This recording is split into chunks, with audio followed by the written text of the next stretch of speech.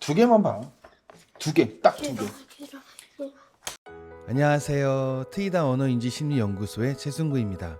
사람들은 제가 아이들의 말을 가르치는 사람이라고 합니다. 아이들은 저를 말 선생님이라고 부르기도 합니다. 그런데 저는 말을 가르치지 않습니다. 무슨 소리냐고요? 말은 학습의 결과가 아니기 때문입니다.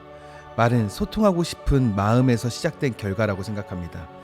따라서 저는 말을 가르치기보다는 소통하고 싶은 마음을 아이들이 꿈꿀 수 있게 무한한 생각을 심어주는 역할을 합니다.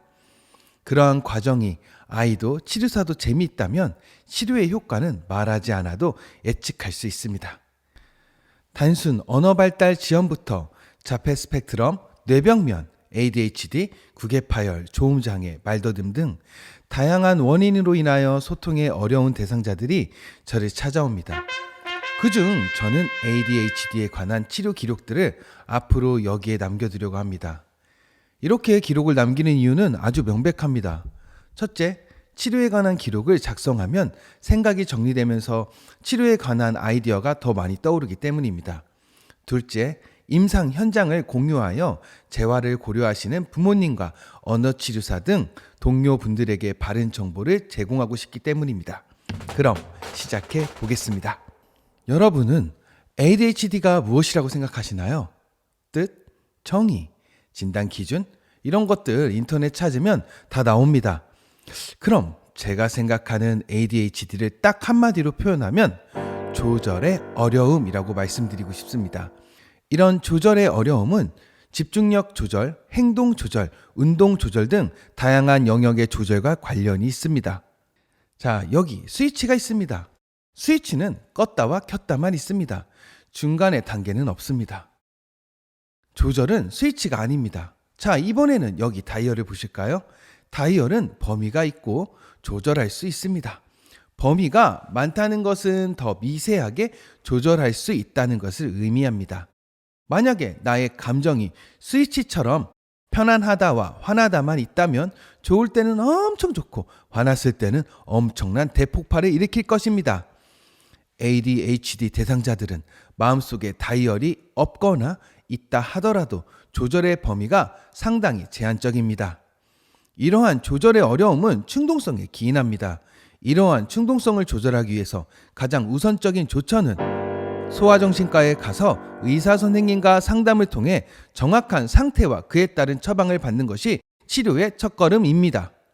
저와 치료를 진행하고 있는 중학교 2학년 남자아이는 약을 먹고 기분을 다음과 같이 표현하였습니다. 선생님, 약을 먹으면 제가 무엇을 하고 싶거나 하고 싶지 않을 때 브레이크가 잘 걸려요. 약을 먹기 전에 이 아이는 무엇인가를 하고 싶다라고 생각하면 하고 싶다라는 생각의 끝에서 이것저것 재보지 않고 바로 실행했습니다. 앞으로 내가 해야 할 일이 자신 혹은 사회적으로 어떤 영향을 미칠지 고려해보지 않고 말이지요. 즉, 생각이 정교하지 못합니다. 여러 경우를 따져보고 의사결정을 내리지 않습니다. 반면 약을 먹으면 이것저것 따져볼 수 있는 생각의 여유가 생기는 것 같습니다. 그럼 약을 먹으면 모든 것이 다 괜찮아질까요? 실망하시겠지만 전혀 그렇지 않습니다. 이제부터가 시작입니다. 우리는 유명한 스포츠 선수들이 부상을 입어 수술을 한다는 소식을 쉽게 접합니다. 그리고 다시 원래의 기능을 찾기 위해 재활을 합니다. ADHD라고 진단을 받는 경우 똑같습니다. 약을 처방받은 후부터는 이제 재활을 해야 합니다. 그러한 재활을 돕는 역할을 하는 사람이 바로 언어치료사입니다. 앞으로 보시게 될 아이는 영상을 찍는 시간을 기준으로 초등학교 2학년입니다. 2023년 9월 ADHD로 인한 언어발달 지연을 주소로 의뢰되었습니다. 본 대상자에게 가장 큰 문제는 감정 조절의 어려움이었습니다. ADHD 아동들의 경우 훈육을 본격적으로 받기 시작하는 시기인 3세부터 긍정적인 피드백보다는 부정적 피드백을 더 많이 받게 됩니다. 그 이유는 명백합니다. 사회적 규칙에 대한 도전, 위험한 일들을 하기 때문입니다. 그러한 행동을 할 경우 어떻게 말할까요? 안 돼. 몇 번 말해야 알겠어. 아니야. 바르게 앉아. 하지 마. 와 같은 자신의 의사에 반하는 부정어를 듣게 됩니다. 일반적으로 아이에게 한두 번 이야기하면 아이는 시행착오를 겪으면서 이렇게 하면 안 되지 하면서 경험을 통해 배우게 됩니다. 그러나 ADHD 아동들은 여러 번 이야기를 해도 항상 제자리입니다. 그러다 보니 그 아이에게 긍정적 피드백보다는 부정적 피드백을 더 많이 주게 됩니다.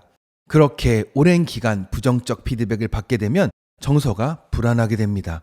이러한 정서적 불안정은 아이가 안돼와 같은 부정어가 포함된 혹은 부정의 의미가 내포된 말을 듣게 되면 왜 안 되는지 생각하지도 않고 무조건 정서적 폭발을 일으키게 만듭니다. 이런 경우 약을 먹어가면서 정서적 기억들에 관한 재배치를 해야 합니다. 즉, 대상자의 인지적, 정서적 재활이 필요합니다. 저는 오늘 언어 문제 해결력 검사를 실시하려고 준비하였습니다.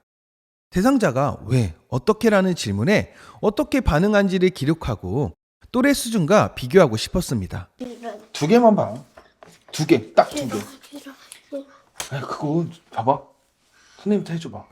싫어. 아니 선생님한테 선생님 게임해요 해봐. 게임해요. 싫어. 어땠어 기분이? 싫어. 많이 당황스럽지. 게임해요. 그러니까 선생님이 그랬잖아. 게임을 안 하겠다라는 게 아니고 응. 책을 두 개만 보고, 아니 두 개래. 그림 두 개 보고 하자고. 아빠. 나 한다니까. 아빠. 너도 해봐. 나도 두 개 할게. 너도. 야, 선생님 봐봐. 할 수? 알도 있다. 그렇지. 그런데 아이는 평가를 하기 싫다고 합니다. 그때 저의 반응이 안 돼? 하지 마와 그럴 수 없어 라고 했다면 아이는 정서적 폭발을 일으킬 확률이 높았을 것입니다. 실제 영상 속의 아이는 안 돼 라는 말을 들으면 정서적 폭발을 일으킬 가능성이 상당히 높습니다. 그렇게 정서적 폭발이 일어나면 부정적 정서의 끝단으로 이동하게 됩니다. 정서적 폭발이 일어나지 않게 하기 위해서는 대화 상대방이 아이의 정서를 조절할 수 있는 대화 방식을 채택해야 합니다. 그렇게 하는 방식이 아이의 버릇을 나빠지게 하는 것이 아닙니다. 아이가 자신의 감정을 조절할 수 있는 것을 배우는 과정이기 때문입니다. 그래서 저는 다음과 같이 아이에게 이야기를 합니다. 안돼와 같은 부정적인 어휘를 직접적으로 사용하지 않고 아이가 이해할 수 있는 수준의 비유와 예를 들어 아이가 생각할 수 있는 여지를 만들어 줍니다. ADHD의 언어를 치료하는 일 쉽지 않습니다. 학사 혹은 석사 때 배운 지식만으로는 절대 효과적인 치료를 진행할 수 없다고 단언합니다. ADHD 대상자들의 정서적, 인지적 문제를 이해하는 것이 바탕이 되어야 왜 그들이 그러한 소통 방식을 통해 행동하고 말하는지를 파악할 수 있습니다. 만약 본 영상을 시청하시는 분들 중 ADHD가 있는 혹은 의심되는 자녀분의 상담, 치료를 계획하고 있다면 자녀분의 문제를 다각도로 해석할 수 있는 치료사를 만나면 좋겠습니다. 상담을 하는 치료사에 아이의 언어적, 인지적, 정서적인 부분을 고려한 상담을 진행하고 있는지 점검해 보세요. 그리고 만약 본 영상을 언어 치료사 분들께서 보신다면 이런 말씀 드리고 싶습니다. ADHD의 치료 잘하고 싶다면 대상자의 인지적, 정서적 문제를 파악하기 위한 공부를 지속적으로 해야 한다고 말이지요. 자, 오늘 내용 어땠나요? 내용이 유익했다면 좋아요를 눌러주십시오.